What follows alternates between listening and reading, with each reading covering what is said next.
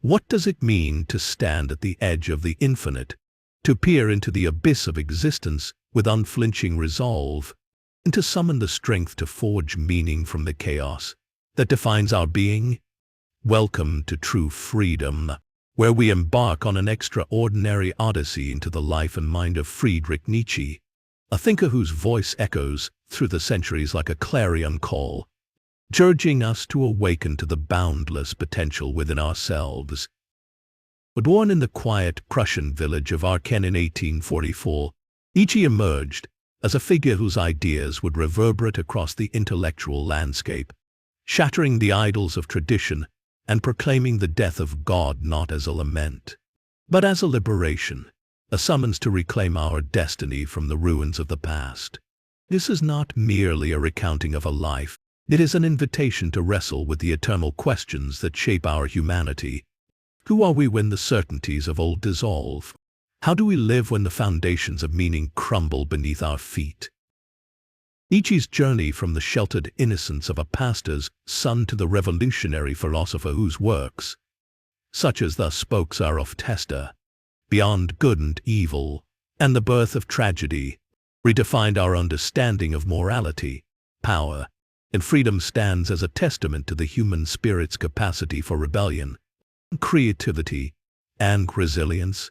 His concepts of eternal recurrence, the will to power, and the Übermensch challenge us to rise above the ordinary, to embrace the fullness of existence with all its joy and anguish, and to sculpt our own truth in a world devoid of inherent purpose. At True Freedom, we see philosophy not as a detached academic pursuit but as a living, breathing facade, torch that pierces the darkness of conformity, illuminating the path to authentic selfhood. Join us as we traverse the landscapes of Nietzsche's life, from the pastoral tranquility of his youth to the tumultuous brilliance of his later years, and ask yourself, are you ready to dance with the infinite, to weave your own narrative amidst the fragments of a shattered past? Let this exploration be your guide, a beacon for those who seek not just to exist, but to flourish in the radiant expanse of true freedom. Friedrich Wilhelm Nietzsche entered the world on October 151,844 in the serene hamlet of Röcken, a modest settlement near Eltsen in the Kingdom of Prussia, home to a scant population of approximately 300 souls. Nestled amid the rolling fields and quiet lanes of rural Prussia, Röcken was a place where the rhythms of nature intertwined with the steadfast traditions of a conservative community, forming the crucible in which Nietzsche's early consciousness took shape. His birth coincided with that of King Friedrich Wilhelm IV of Prussia, a symbolic alignment that bestowed upon him a name resonant with regal echoes, an intimation of nobility that would later find expression in his philosophical defiance of the common and the mundane. Nietzsche's father, Ludwig Nietzsche, was a 31-year-old Lutheran pastor, a man whose life bridged the sacred and the scholarly with a quiet dignity. Educated at the prestigious University of Halle, Ludwig had spent 7 formative years as a private tutor to the daughters of Duke Joseph of Saxe-Altenburg, a minor prince whose experience in the Napoleonic Wars lent him a seasoned air. His closeness to aristocracy imbued the Nietzsche family with a certain stature, a conservative loyalty to the Prussian monarchy, a bedrock of their identity, an inheritance that young Friedrich, known affectionately as Fritz, would both absorb and ultimately reject in a radical reimaging of human potential. In 1842, Ludwig assumed his pastoral role in Röcken, a move that set the stage for a union that would anchor the family's early years. There, he met Franziska Bohler, the 17-year-old daughter of a pastor from the neighboring parish of Pobeless, a young woman whose quiet strength complemented Ludwig's earnest faith. Their marriage, celebrated the following October on Ludwig's 30th birthday, marked the beginning of a household steeped in piety and intellectual rigor.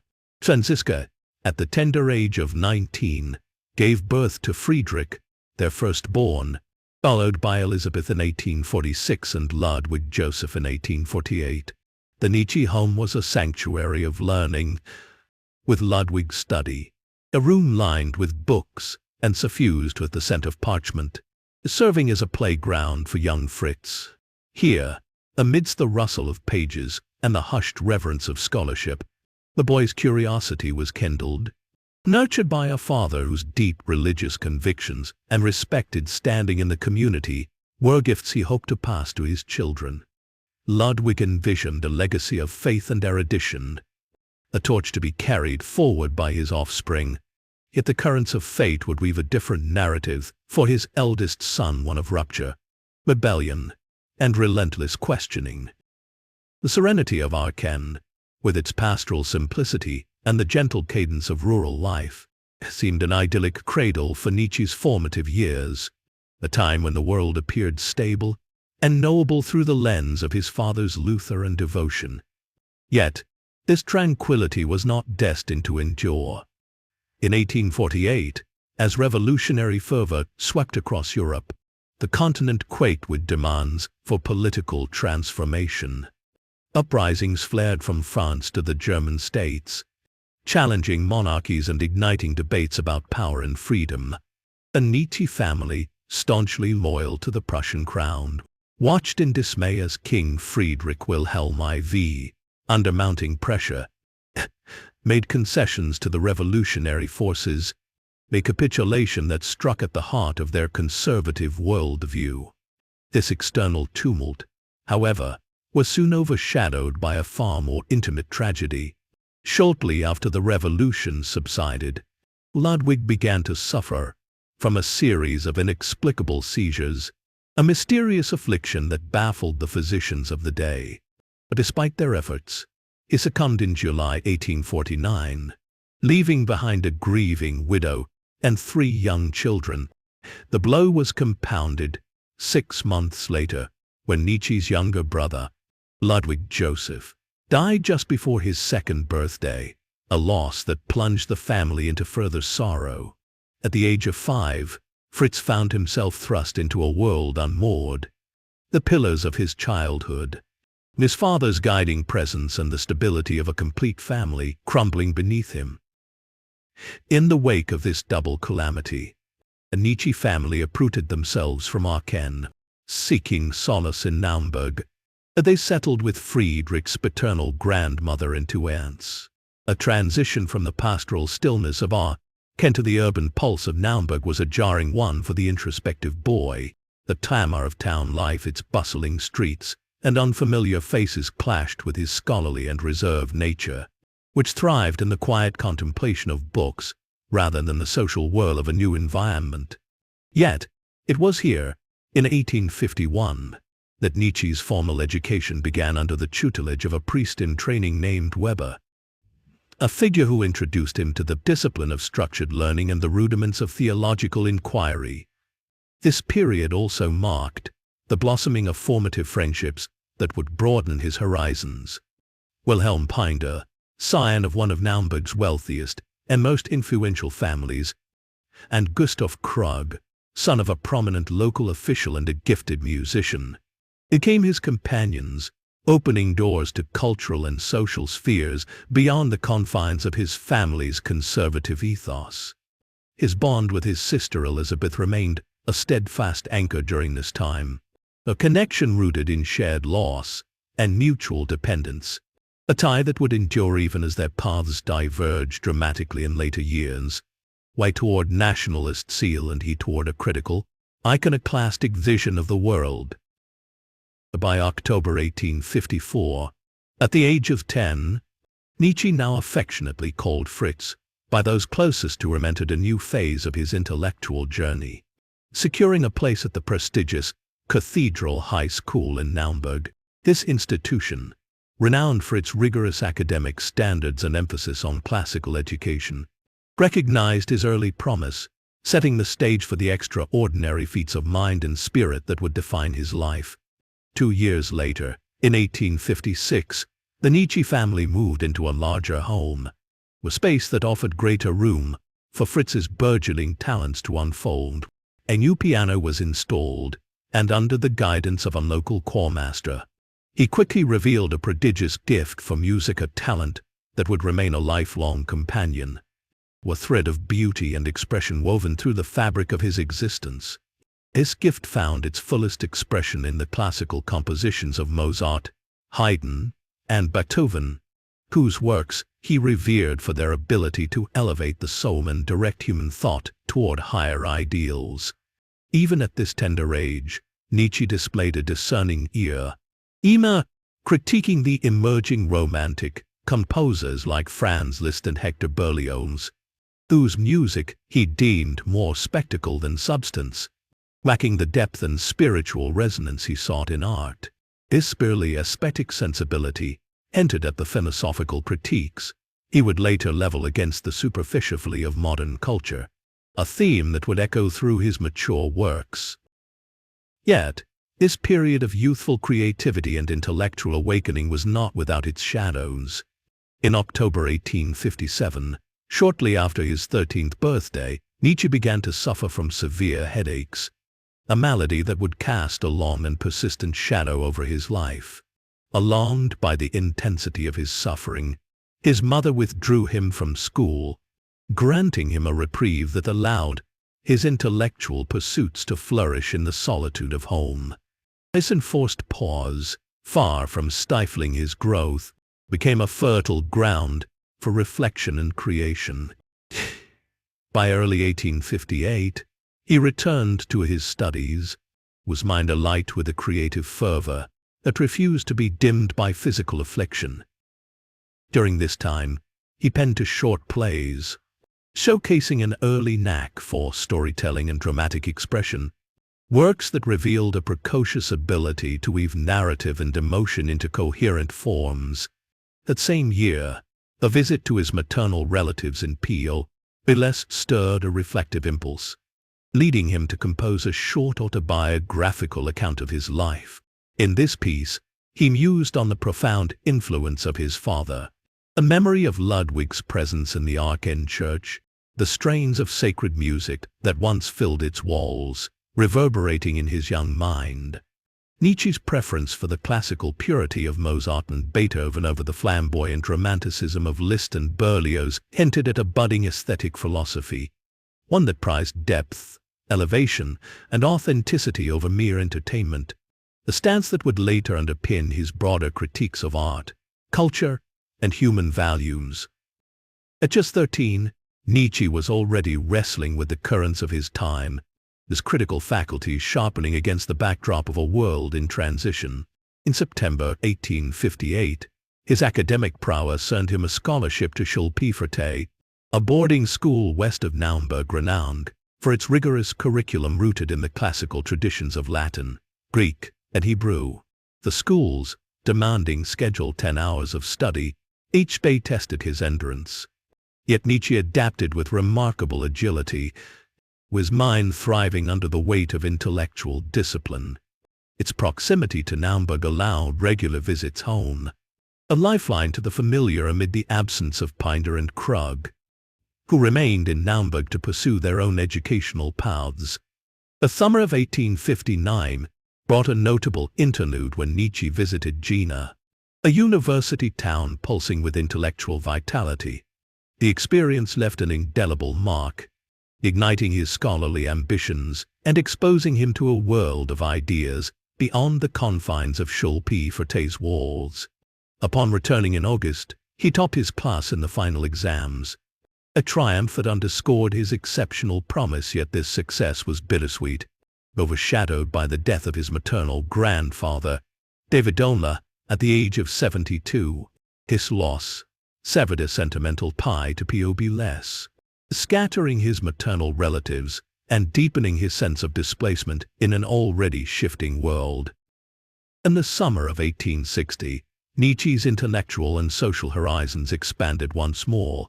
Reuniting with Pinder and Krug, he co-founded Germania, a 3-man literary society dedicated to the exploration of literature, music, and creative expression. Their regular gatherings became a crucible for his ideas, a space where his love for music and narrative intertwined in a dance of inspiration and debate. He began composing a Christmas oratorio, a sacred form akin to opera, reflecting his enduring fascination with classical traditions and their spiritual resonance, an endeavor that showcased his ability to fuse art with the sacred in ways that transcended mere imitation. At November, a letter from Krug extolling Richard Wagner's unperformed Tristan und Isolde, a Ivar epic steeped in Arthurian legend, stirred Nietzsche's curiosity. Though he initially withheld the enthusiasm his friend displayed, his musical tastes were evolving, however. Having once dismissed Liszt as indulgent and decadent, he now found himself drawn to the emotional complexity and innovation of Liszt's compositions. His openness extended beyond music to the rich tapestries of Slavic and Hungarian folklore, broadening his cultural palette and foreshadowing the eclectic influences that would permeate his philosophical work. Yet, his recurring migraines remained a persistent adversary, a relentless counterpoint to his brilliance, disrupting his studies and creative endeavors with unyielding ferocity. The year 1861 marked a profound shift in Nietzsche's intellectual life, particularly in his approach to history and literature, fields that would become battlegrounds for his later philosophical assaults on convention. As part of a school assignment, he penned an essay defending the German poet and philosopher Friedrich H. Leder, whose sharp contrast between the perceived barbarism of contemporary Germany and the grandeur of classical antiquity captivated him. H. Leder's support for the French Revolution further intrigued Nietzsche, aligning with his growing curiosity about radical change and societal upheaval, ideas that challenged the conservative moorings of his upbringing. This willingness to engage with bold, controversial notions, a hallmark of his later work, was already taking root, signaling the emergence of a mind unafraid to question the status quo. Around the same time, he found inspiration in Lord Byron's Manfred, a dramatic poem featuring a brooding, superhuman hero who defied fate and sought knowledge beyond mortal limits. Manfred's rebellion against the human condition struck a deep chord with Nietzsche. Figuring his own concepts of the Übermensch, those rare individuals who rise above societal norms to create their own values, shackled by the constraints of tradition. His period also saw Nietzsche's first brush with controversy, a harbinger of the provocative thinker he would become. An essay expressing support for Napoleon II, the French emperor and nephew of Napoleon Bonaparte, drew sharp criticism from his peers. Then, just half a century after Napoleon's campaigns had ravaged Germany, the piece was a daring stance, yet Nietzsche stood firm, his resolve unshaken by the disapproval of those around him.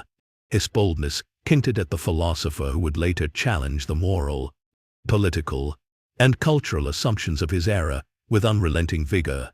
In another essay, titled Fate and History, he articulated a realization that would reverberate through his life's work. The individual, though theoretically free, is bound by an invisible web of customs, traditions, and social norms ingrained from childhood. He termed this omnipresent force fate, arguing that true freedom requires a ceaseless struggle against these constraints, an idea that would become a cornerstone of his philosophy, driving his quest for authentic, autonomous living in a world shaped by unseen chains. This insight also catalyzed a personal rupture with Christianity, the faith that had cradled his early years. Nietzsche began to see its moral framework as part of the fate he sought to overcome, a system that, in his view, stifled human potential beneath the weight of guilt, submission, and other worldly promises. This rejection was not a fleeting act of adolescent defiance, but the genesis of a lifelong mission to dismantle the ethical and religious structures he believed enslaved the spirit, a mission that would culminate in his famous declaration that God is dead, a statement less about theology than about the collapse of inherited meaning. Despite these deepening inquiries and the persistent headaches that plagued him, Nietzsche excelled at Schulpforta, his academic performance a testament to his resilience. By the autumn of 1862, his musical passions found a new anchor in Wagner's Tristan und Isolde, a score acquired by Germania that he and Krug eagerly explored at the piano. Wagner's dramatic intensity and emotional depth melted Nietzsche's earlier reservations, forging a connection that would profoundly shape his thought and personal life in the years to come. Yet, his rebellious streak was not confined to the realm of ideas. In his quest to tear down convention, Nietzsche joined classmates in acts of defiance, smoking and drinking in defiance of Schulpforta's strictures. These transgressions lead to a humbling setback in the spring of 1863 when, returning from a night of revelry, he was caught by a teacher, resulting in a semester delay, a moment he later reflected on with a mixture of regret and dry amusement. His growing obsession with literature and music began to erode his academic performance, and by the summer of 1864, he narrowly passed his final exams, the sharp contrast to the intellectual promise he had shown just a few years earlier. While Pinder and Krug advanced to the University of Heidelberg, Nietzsche made the surprising choice to enroll in theology at the University of Bonn, a decision that puzzled many given his mounting doubts about religion. Accompanied by his Schulpforta classmate Paul Dussin, who would later achieve fame as a scholar of Sanskrit, he arrived in October 1864, attending lectures by two renowned philologists, Otto Jahn and Friedrich Arendt, mentors who would steer him toward a new intellectual destiny. In Easter holidays of 1865, returning to Naumburg, Nietzsche stunned his mother by renouncing his intent to become a priest, a path he had once seriously considered under the influence of his father's legacy. His immersion in philology, sparked by Arendt's guidance, had unveiled the constructed nature of myths and narratives, a revelation reinforced by his encounter with David Strauss's Life of Jesus. First published in 1835, Strauss's controversial work argued that the Gospels were not eyewitness accounts but products of early Christian communities written decades after Jesus' death, a view Nietzsche wielded to bolster his critique of religious myths as human inventions rather than divine truths. Resisting his family's attempts to steer him back to theology, he transferred to the University of Leipzig in 1865 to follow Arendt, who had taken a post there. It was in Leipzig, in October of that year, that Nietzsche stumbled upon Arthur Schopenhauer's The World as Will and Representation, a work that seized his imagination with its vision of existence as a primal, unknowable will, a force driving all life, yet trapping humanity in a relentless cycle of desire and suffering. Schopenhauer's pessimistic philosophy, built upon Immanuel Kant's ideas but venturing into darker terrain, resonated deeply with Nietzsche's own disillusionment with traditional moral and religious structures, offering a philosophical kinship he would later both embrace and transcend. In early 1866, Nietzsche's intellectual endeavors took a significant leap forward when he founded a philological club at Leipzig, the platform where he could present his ideas and engage with peers in a structured academic environment. One of the papers he delivered caught the attention of Arendt, who offered to support its publication, a crucial endorsement for a young scholar whose academic career was just beginning to take shape. Around this time, the political landscape in Saxony was undergoing dramatic shifts, as the region found itself caught in the escalating conflict between Prussia, the dominant power in northern Germany, and the Austrian Habsburg Empire, which held sway over much of southern and central Europe. In July 1866, Prussia secured a decisive victory at the Battle of Caen in Artisee, shifting the balance of power and effectively transforming Saxony into a Prussian protectorate. Amid this upheaval, Nietzsche was swept up in the wave of German nationalism that followed, and in September 1867, he enlisted in an artillery regiment, a decision that reflected the patriotic fervor of the moment, but would prove short-lived. In March 1868, Nietzsche's military career came to an abrupt and painful end when he suffered a severe injury in a fall from his horse. sustaining physical damage that would haunt him for the rest of his life. A debilitating injury provided him with a period of enforced respite, during which he refocused his energies on scholarly pursuits. Prior to his enlistment, he had written an acclaimed essay on Diogenes Laertius, a Greek historian and biographer of ancient philosophers who lived in the 3rd century A.D. Laertius remains one of our most important sources for the lives and teachings of classical thinkers, including Zeno of Citium, the founder of Stoicism, a philosophy of resilience and self-mastery that would later resonate with Nietzsche's own ideas, albeit in a radically different form. The essay won him a prize and was published in a prestigious journal edited by Reich, further cementing his reputation as a rising star in the academic world. Over the course of 1868, two more of Nietzsche's essays were accepted for publication in the same journal, marking a period of rapid intellectual development. By the age of just 24, he was well on his way to academic prominence, his mind a furnace of ideas poised to ignite the philosophical landscape. In October 1868, following his return to Leipzig after his military service, Nietzsche received an invitation that would prove to be a defining moment in his personal and intellectual life.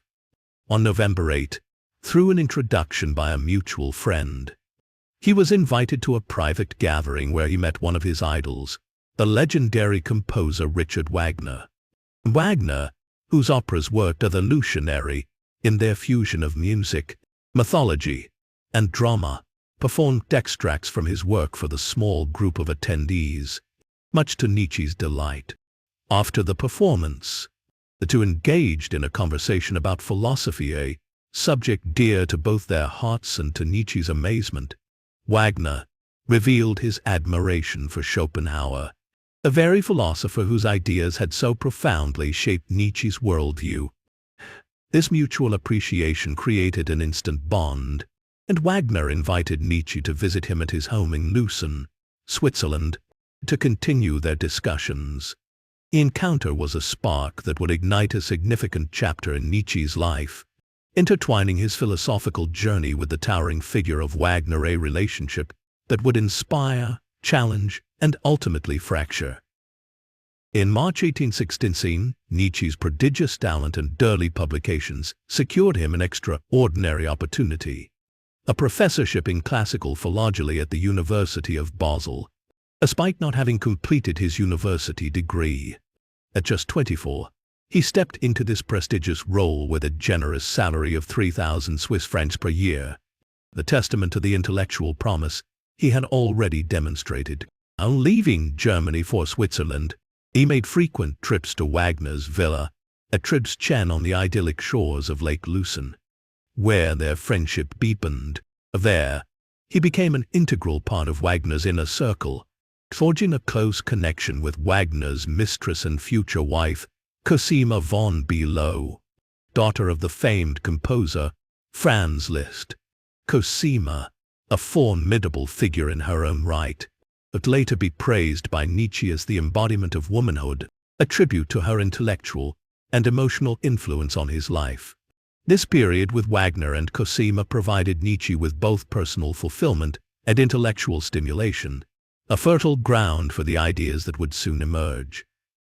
In early 1870, Nietzsche delivered two highly provocative lectures at Basel, challenging conventional views of Socrates, one of the most revered figures in Western philosophy. He argued that Socrates played a pivotal role in the decline of Greek culture, which had once reached unparalleled heights in epic poetry and tragedy during the 6th and early 5th centuries BC, a time dominated by poets like Homer and tragedians like Aeschylus. In Nietzsche's view, Socrates' rationalism and simplistic approach to philosophy marked a shift away from the life, affirming values of earlier Greek art toward a sterile intellectualism that lacked emotional and existential depth. These ideas, controversial even then, laid the groundwork for his first major work, The Birth of Tragedy, published in 1872. Dedicated to Wagner, the book explored the tension between Apollonian order symbolizing reason and harmony, and Dionysian chaos embodying emotion and ecstatic experience, positing that Greek tragedy achieved its brilliance through their synthesis. Wagner, thrilled by Nietzsche's analysis. It is a modern echo of his own operatic vision, yet the academic community largely scorned its speculative flair, ruffling the feathers of his philological peers. This academic pushback coincided with a personal blow. Wagner's decision in April 1870 to leave Tribschen and move to Bayreuth, Bavaria, under the patronage of King Ludwig II, who would fund the construction of an opera house for Wagner's monumental Ring cycle. The news devastated Nietzsche, who had grown deeply attached to Wagner and his circle. That same month, his position at Basel was made permanent, a milestone tempered by the realization that his teaching duties now 20 hours a week left little time for personal research. World events soon disrupted his life further. In July 1870, France's Emperor Napoleon II declared war on Prussia, igniting the Franco-Prussian War. Nietzsche spent the summer with the Wagners, but as soon as the university granted him leave, he volunteered as a medical orderly. Arriving at the Prussian Southern Army's headquarters in Nancy, Lorraine, August and September 2, he witnessed the decisive Prussian victory at Sedan, the battle that crushed French resistance and paved the way for German unification under Prussian dominance.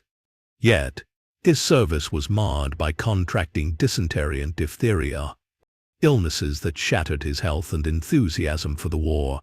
Fostering a critical view of Prussian militarism by its end in January 1871.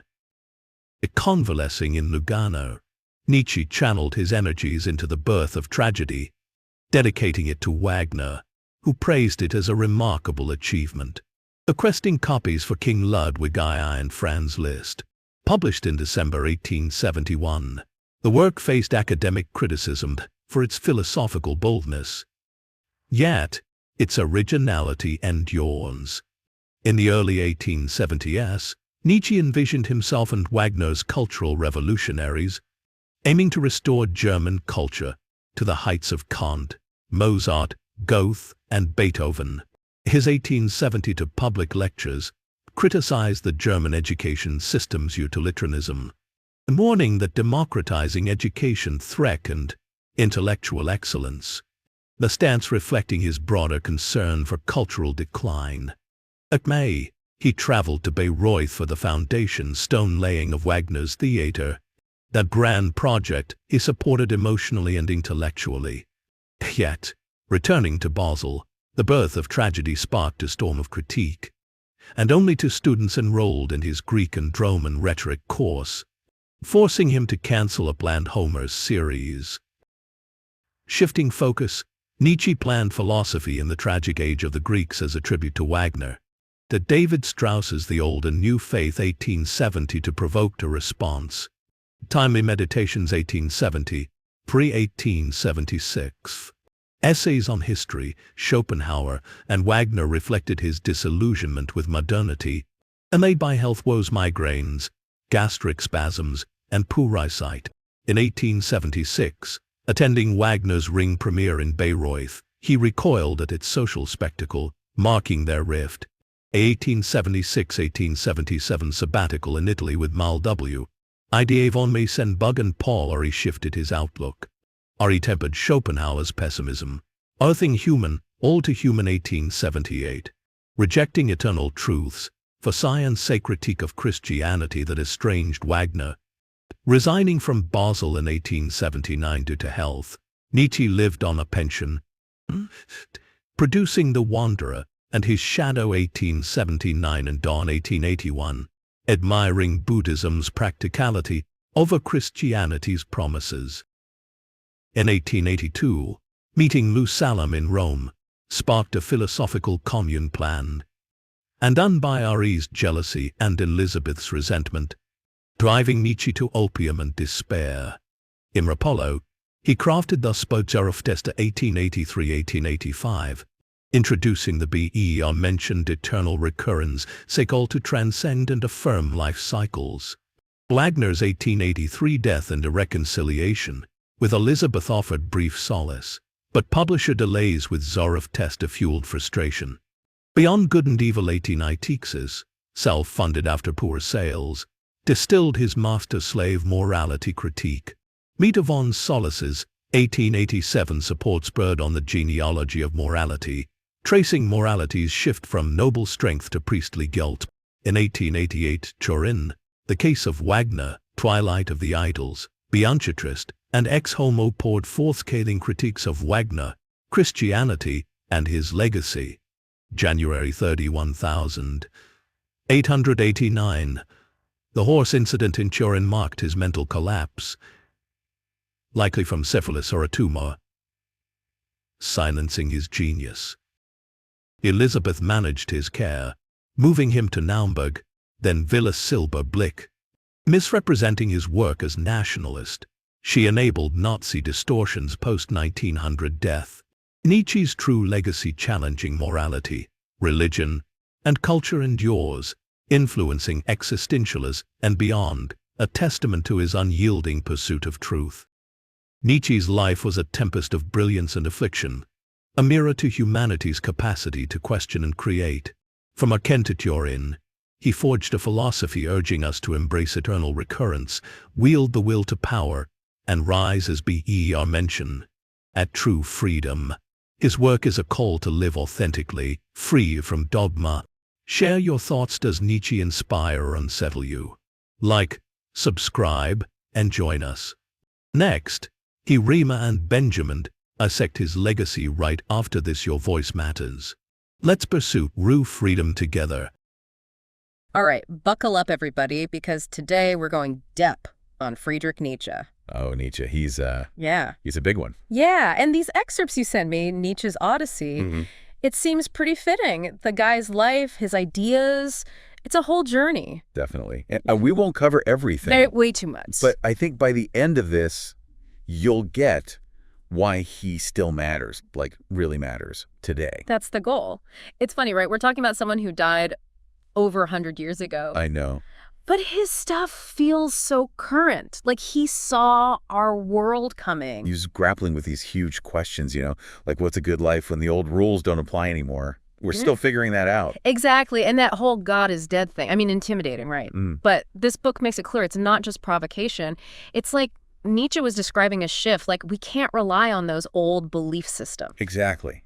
The death of God for him, it wasn't about despair. It was an opening. We get to create our own values now. Like he said, the poets of our own lives. Okay, so back to the beginning. Nietzsche's born in 1844, small village in Prussia, Röcken. His dad's a Lutheran pastor. Kind of ironic, right? Oh, yeah. Talk about rebellion against your upbringing. And there are these weird coincidences early on. Like he's born the same day as the Prussian king. No way, the same day. Same day. It makes you think, Ugh.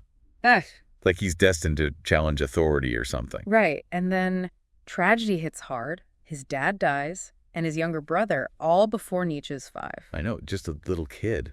You think about how that shapes you, facing death so young. It's got to impact how you see the world. Yeah, big questions pop up, like why suffering? Is there even meaning? It's not hard to see how that leads him away from traditional religion later on. For sure. So they moved to Naumburg after, a bigger town. Must have been a change for young Nietzsche.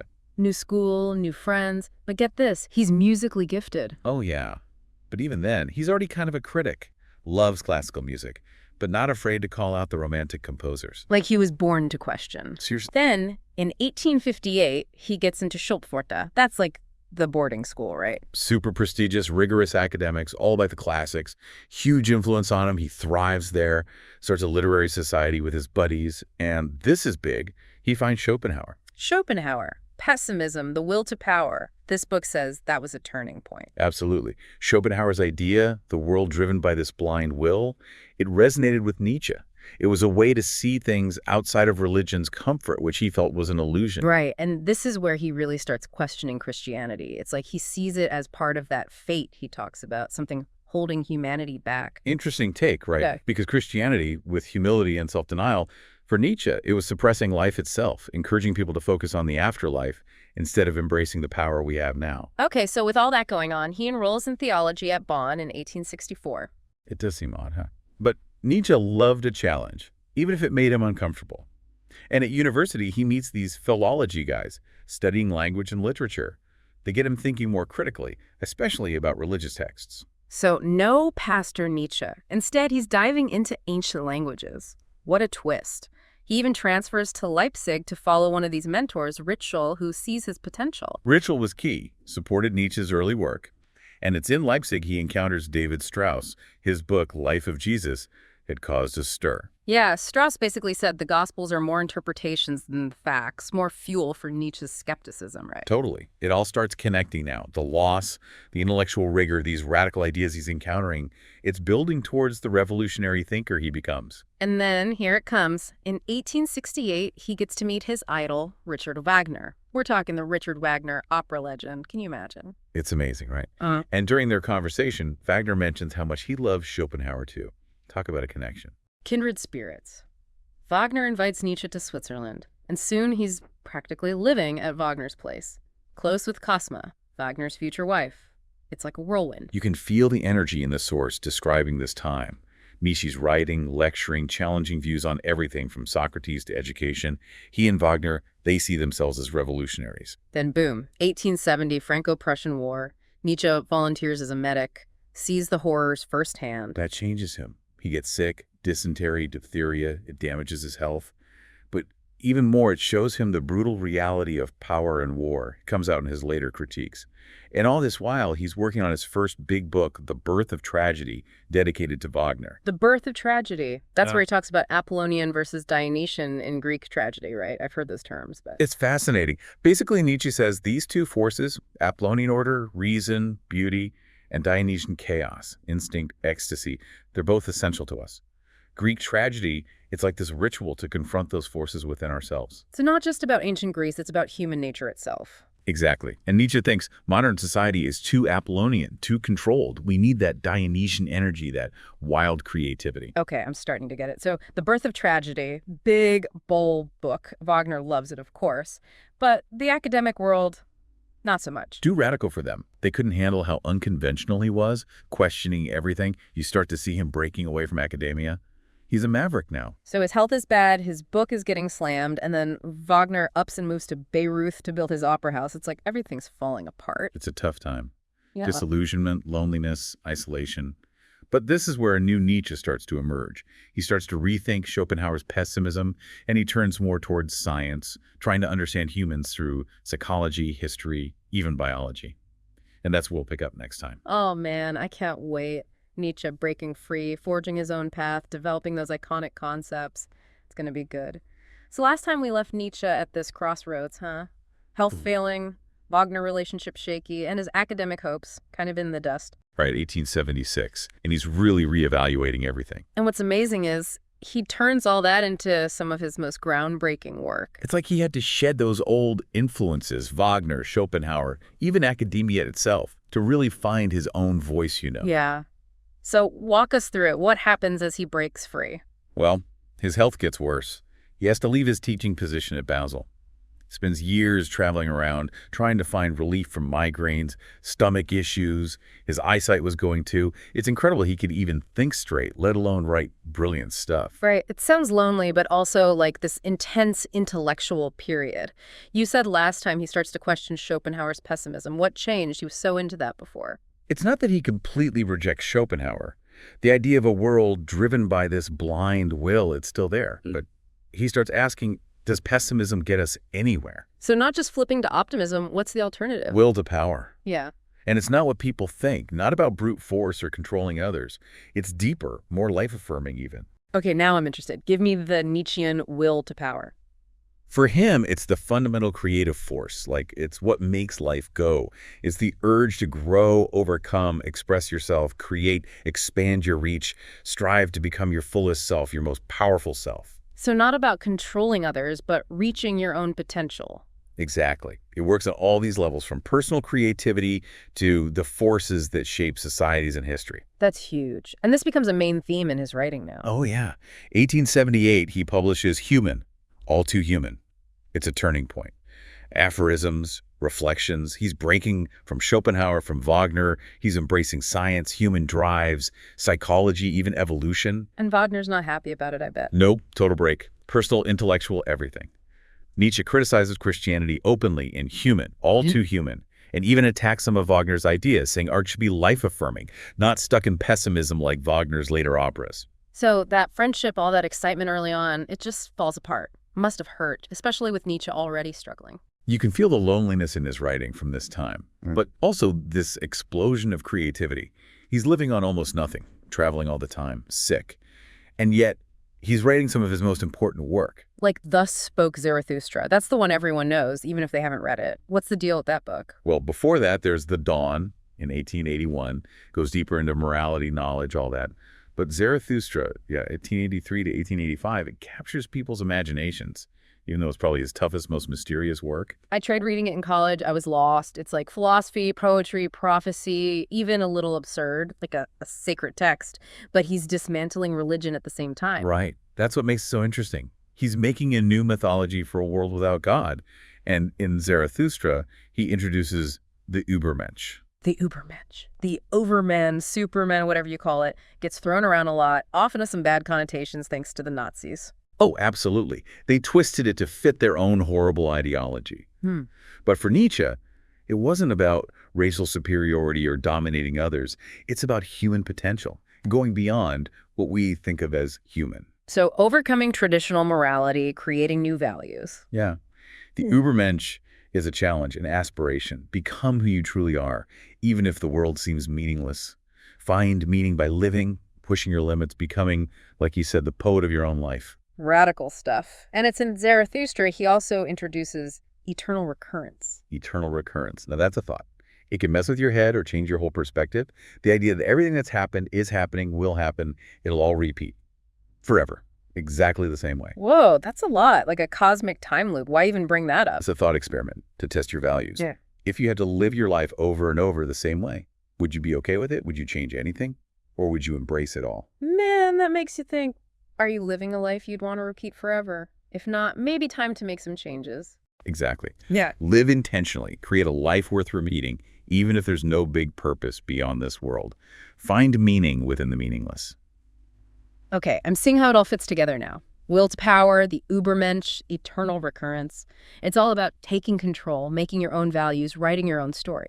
But what about Nietzsche's personal life during all this? Still traveling alone with these big ideas. Well, there's this one dramatic episode, 1882. He meets Lou Salomé, brilliant woman, later becomes a famous writer and psychoanalyst. Ooh, a love story. Or at least a philosophical one. Tell me more. It's complicated. Nietzsche falls for Lou, hard. They plan to start a philosophical commune with Nietzsche's friend Paul Ray too, but then Ray falls for Lou as well, and Nietzsche's sister Elizabeth gets jealous and tries to sabotage everything. Hold on, a love triangle. With a sister in the mix. This is getting good. Yeah, it was a mess. And it all falls apart. Nietzsche's devastated, disillusioned, starts using opium to cope. His mental state gets worse. That's rough. Sounds like a turning point, but not in a good way. It was dark time. But even through that, he keeps writing. Some of his most powerful work comes from this struggle, this isolation. Man, that Lou Salomé situation, what a story. But through all that, he still manages to produce some seriously powerful work. It's really remarkable. He never stops pushing forward, you know. Yeah. 1886, he publishes Beyond Good and Evil. And this is where he really goes after traditional morality. Right, that's the one with the whole master and slave morality thing, right? Exactly. And it can be a little confusing at first, so let's break it down. Think of it this way. Master morality comes from strength, a real affirmation of life. It values power, creativity, independence, the morality of the creators, the conquerors, those who shape the world according to their will. So not literally masters and slaves, more like different ways of valuing things. Yeah, exactly. Different perspectives on what's good and bad. And then there's slave morality. For Nietzsche, that comes from resentment, fear, even a desire for revenge against those in power. It's the morality of the oppressed, those who feel powerless. It emphasizes humility, self-denial, compassion, qualities that Nietzsche saw as tools for the weak to control the strong. So flipping the script on traditional morality, maybe what we think of as good actually keeps people passive. It's interesting. You can see how that slave morality idea still plays out today. Like all the pressure to be nice all the time, even when someone's treating you badly. Is that real compassion or just a way to avoid conflict, to stay in a subordinate position? Wow, that's a great example. Nietzsche was all about questioning those deeply ingrained assumptions, looking at the power dynamics behind things we take for granted. Yeah, fascinating. So beyond good and evil, he critiques traditional morality. But what's the solution? Just ditch all the rules. Not exactly, not anarchy. He's talking about a revaluation of values, moving beyond good and evil, right and wrong, and creating our own values based on a life-affirming perspective. That's heavy stuff, but freeing too, right? We don't have to be bound by these old rules. We can be, like he said, legislators of our own morality. You got it. Nietzsche wants us to embrace that freedom, but also the responsibility that comes with it, creating our own meaning, even if the world itself might be meaningless.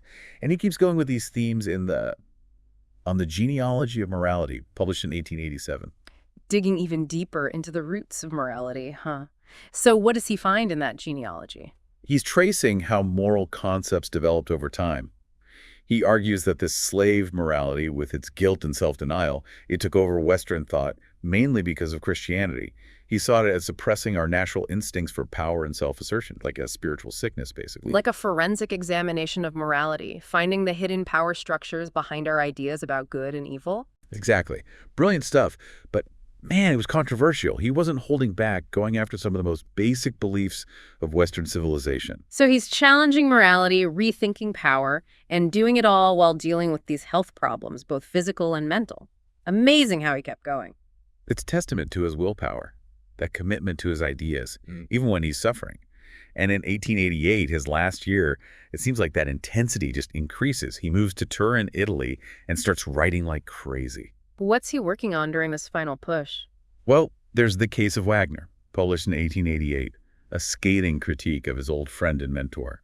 He says Wagner's later works became decadent, a betrayal of their shared vision. Wow, no holding back. Not even for people he used to be close to. What else is he writing? Twilight of the Idols, published the same year. It's this brilliant, biting attack on everything, from Christianity to German nationalism. Then there's The Antichrist, which might be his most direct critique of Christianity, and Ecce Homo, which is more personal, a reflection on his own life and work. So summing up his whole philosophy, making sure his ideas would last, even after he was gone. Exactly. But it's cut short, tragically. January 1889, in Turin, he has a total mental collapse. Probably syphilis or a brain tumor, that's what they think. This brilliant mind, just silenced. What a sad ending. It's a huge loss. But Nietzsche's legacy lives on, even if it's been distorted at times. After his collapse, his sister, Elizabeth, took care of him. But she also kind of twisted his work to fit her own nationalist views. And that played a part in the Nazis using his ideas for their own propaganda, which is just awful. Ugh, it's heartbreaking. This guy who was all about individual freedom gets turned into a tool for oppression. Makes you realize how important it is to actually read Nietzsche, engage with his work directly. So, after going this deep, what do you think? Why should we care about this guy? Because his ideas are still so relevant. He makes us ask the big questions, challenge what we think we know, take responsibility for our lives, even when the world feels chaotic. He reminds us we can create our own values, find our own way, even when things are hard. Yeah, like he's saying, the old ways might be gone, but that's not the end. It's a chance to create something new. Exactly. And that message, it still speaks to people, even over 100 years later. Well, that's our journey through Nietzsche, from that small village in Prussia to his final days in Italy. It's been a wild one, full of breakthroughs, struggles, and in the end, inspiration. If you want to explore more, Thus Spoke Zarathustra is a great place to start, even if it's a little tough. And here's a final thought. Nietzsche's idea of eternal recurrence, that everything repeats infinitely. It's a powerful concept. Imagine knowing that everything you do, every choice, happens over and over forever. Would it change how you live? It's a question worth thinking about. It might help you understand your own values, your own priorities. Until next time, keep questioning, keep exploring, and keep diving deep.